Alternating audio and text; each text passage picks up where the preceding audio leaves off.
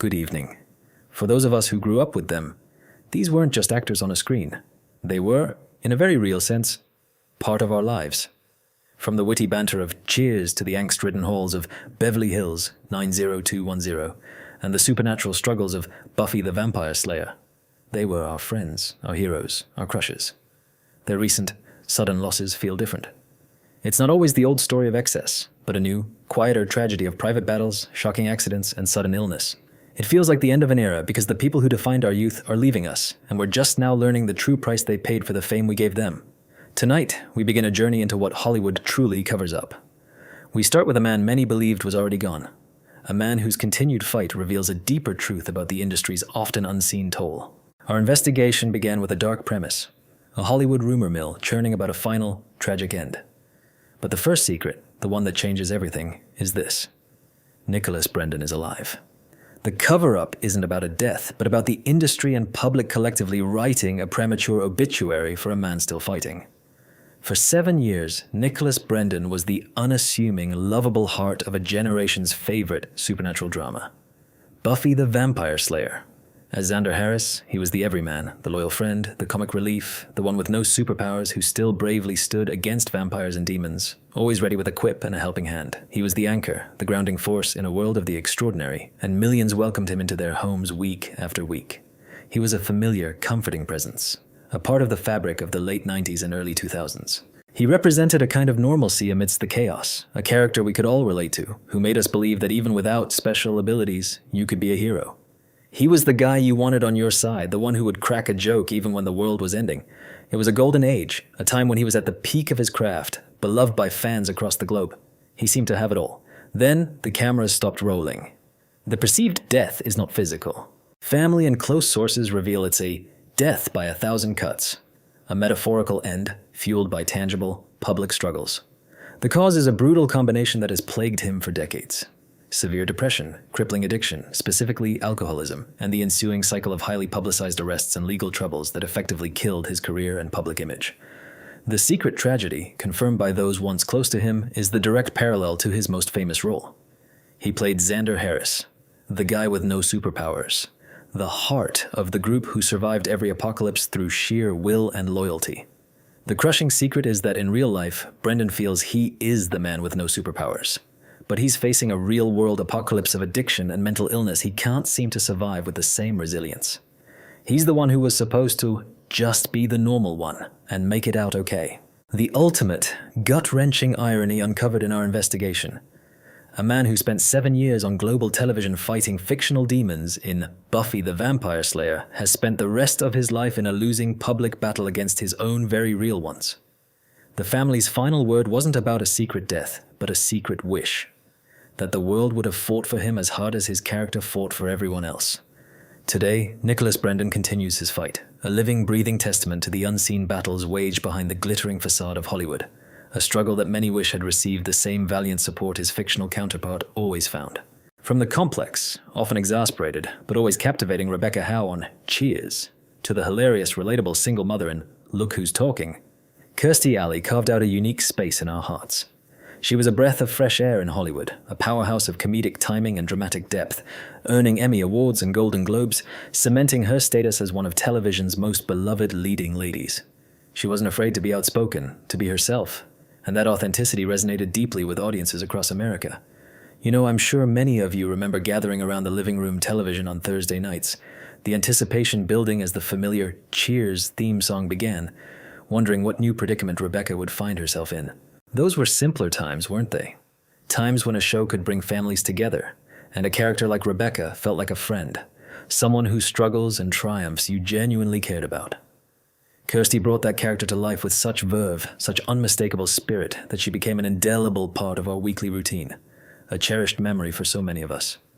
But behind the laughter and the accolades, there were always whispers, public struggles with personal image, and the relentless pressure to conform to Hollywood's often unrealistic standards.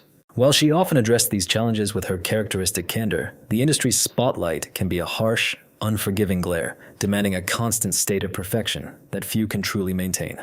The tragic link that binds her story to the deeper narrative we are exploring tonight is the quiet battle she fought in her final days. Her passing, so sudden and unexpected to the public, was ultimately attributed to a battle with a formidable, aggressive illness. But the secret, the part her family has now shared, is the profound privacy she sought during this period. After a lifetime lived in the public eye, every triumph and every challenge scrutinized, she chose to face her final fight away from the cameras, away from the headlines. It was a decision that speaks volumes about the toll of constant public life, a desire for peace and dignity in the face of the ultimate challenge.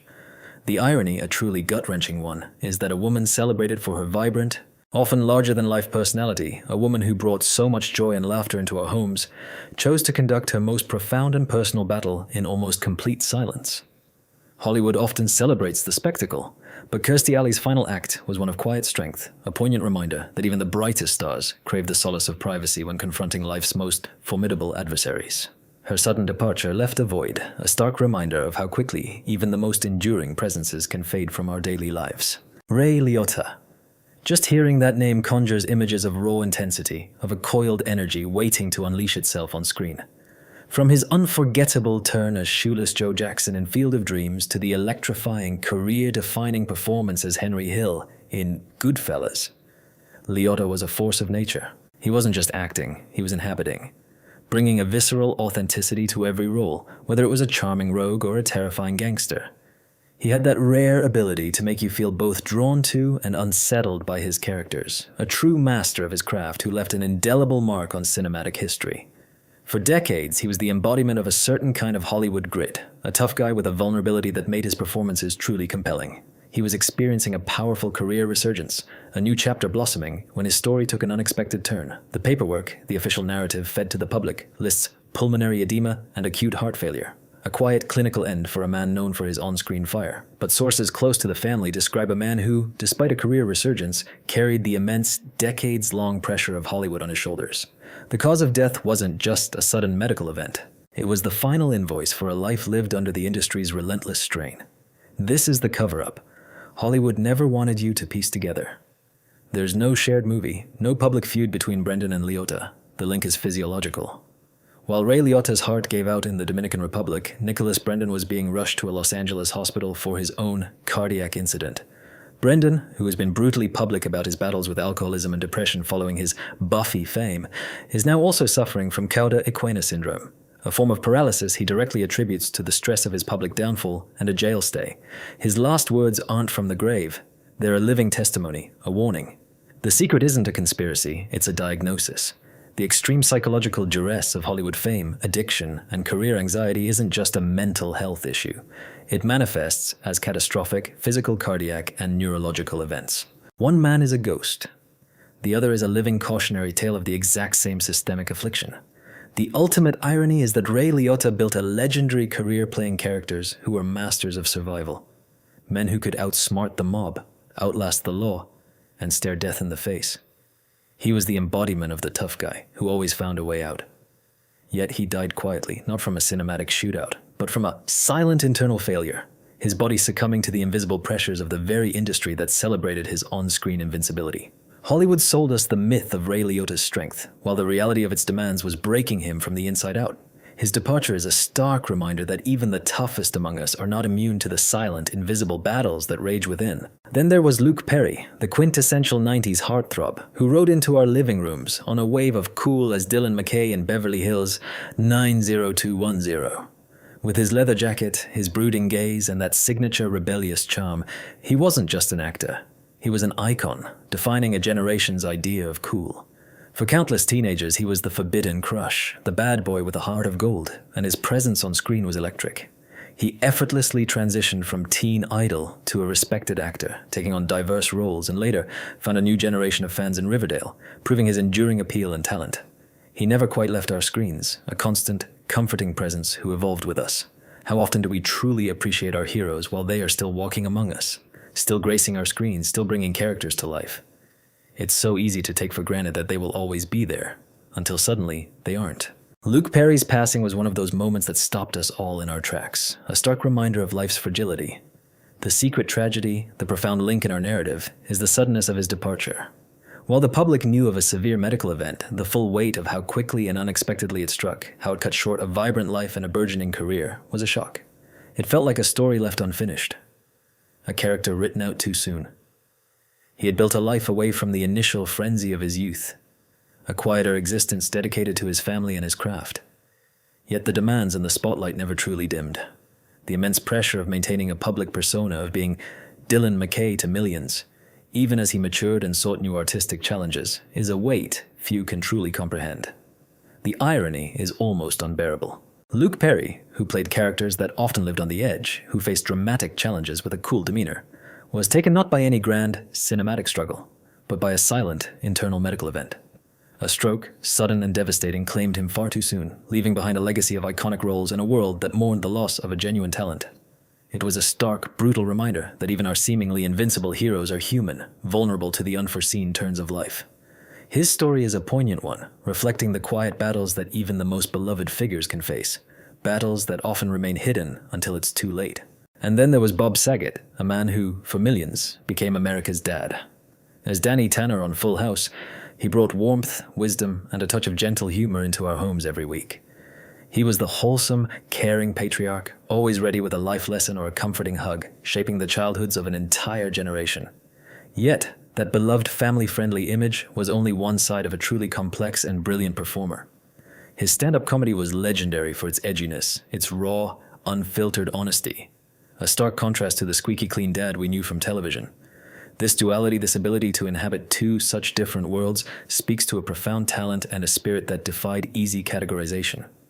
The demand to reconcile these two personas, to be both the comforting father figure and the boundary-pushing comedian, must have been an immense, constant pressure, a tightrope walk performed under the ever-watchful eye of the public. The tragic link in Bob Saget's story, the secret that his family has since revealed, lies in the deeply unexpected and mysterious nature of his passing.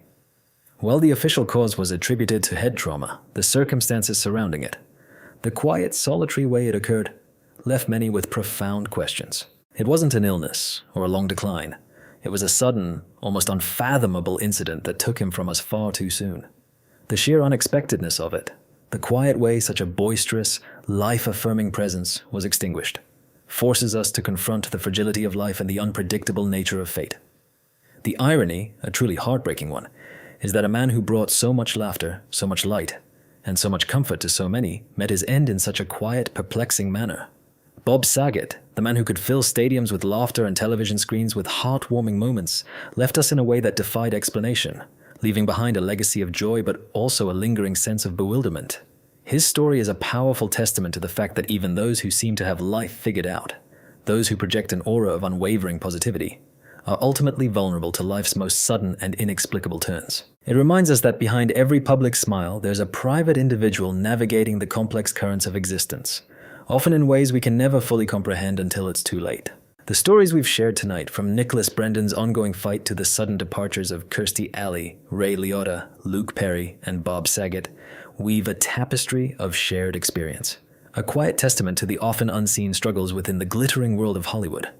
They remind us that fame, while offering immense rewards, also exacts a profound and sometimes invisible toll, be it through mental health battles, the relentless pressure of public scrutiny, or the sheer physical strain that manifests in unexpected ways. These were not just names in a headline. They were figures who shaped our memories, who made us laugh, cry, and believe. Their journeys, both triumphant and tragic, reflect a universal truth, that beneath the spotlight, we are all just people, grappling with life's complexities. Their families, in sharing these intimate details, are asking us to look beyond the headlines to see the human cost. Take care of yourselves and hold your loved ones close.